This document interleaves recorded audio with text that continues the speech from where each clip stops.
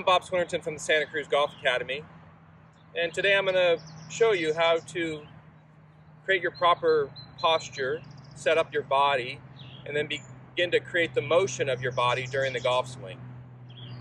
What you're going to discover about your posture and then your body motion is we're going to have clubs of different lengths that we have to be able to play on the golf course, and we're going to find the ball above our feet in one moment and below our feet our next. So our posture and our body motion has to have the ability to have some variation in it, but also be grounded by some basic fundamentals.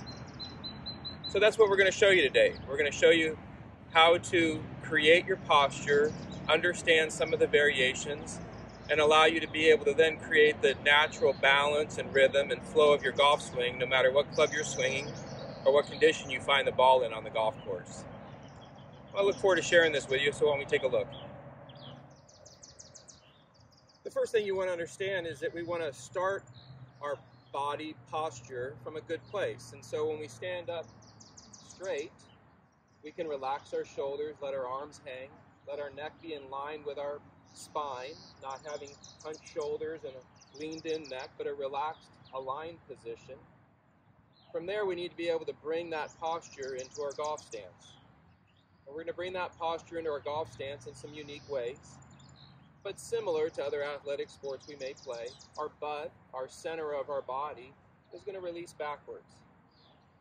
And when it releases backwards, it's important to allow your knees to have a soft hinge that keeps you grounded into the balls of your feet.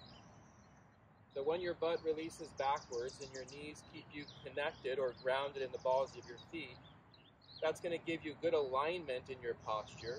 But also, because of the pressure in the balls of your feet, you're going to be able to pivot naturally in your golf swing. A pivoting rotation is the energy of the golf swing, so we need to make sure we're setting up in a position that allows that to happen naturally.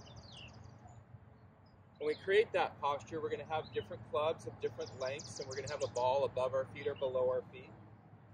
So if we start with our grip up here in good alignment, then when our butt goes back, and our knees create a slight hinge, eventually the ground is going to tell us when to stop. The ground is telling me how to create the posture with the specific length club and the specific slope I'm standing on. And once I'm in that posture, then I'm just going to be in a pure pivoting motion, anchored by the balls of my feet. And so obviously the driver is a longer club and is going to get to the ground earlier, and the wedge is a shorter club, takes a little while to get there. So a driver will have my left arm in this position in the setup, and a wedge will have my arm in this position in the setup. Eventually you get very comfortable in creating that variation and understanding the feeling of the motion you're going to create in your swing. Now that we're in our posture, we need to create pivot. Important to be able to understand what the feeling of the pivot is. If you put your feet together and your knees together and you pivot your body, starting from the pressure of your balls of your feet, you'll notice that as you pivot, the maximum amount of pivot will bring pressure back to the ball of your left foot. It will not shift weight into your right. It will bring pressure back into your left.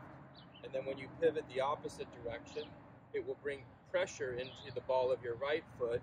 It will not have you shift weight into the left.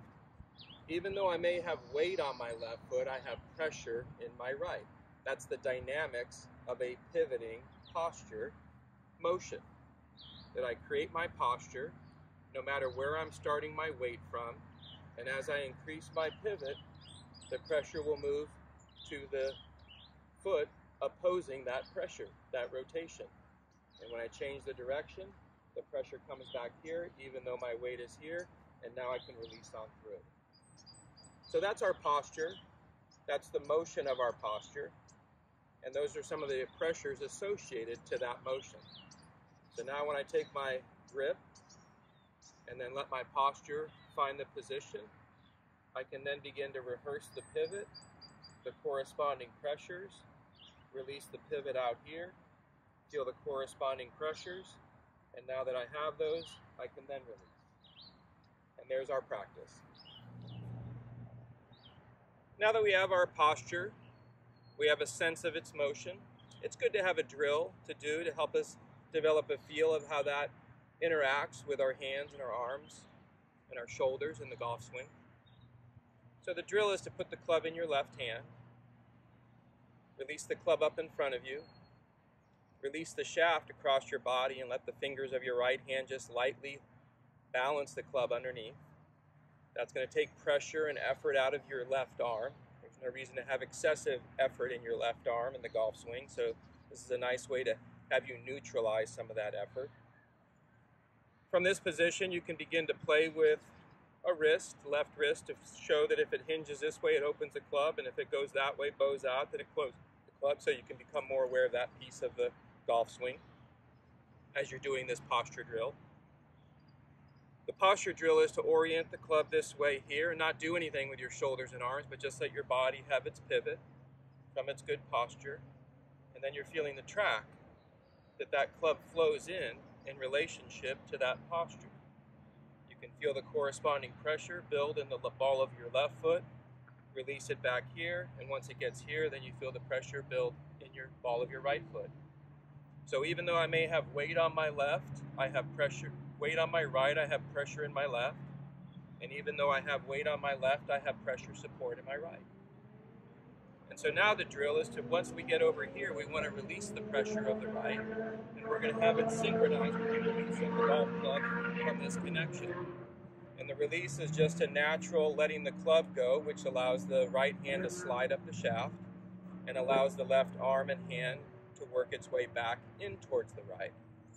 So I'm not going to pull the club away with my left or throw the club away with my right. I'm going to have a synchronized release where right and left side come together. And so there's our posture, and there's our pivot, and there's synchronizing our hands and our arms with the release of that posture and the release of the golf club during the golf swing.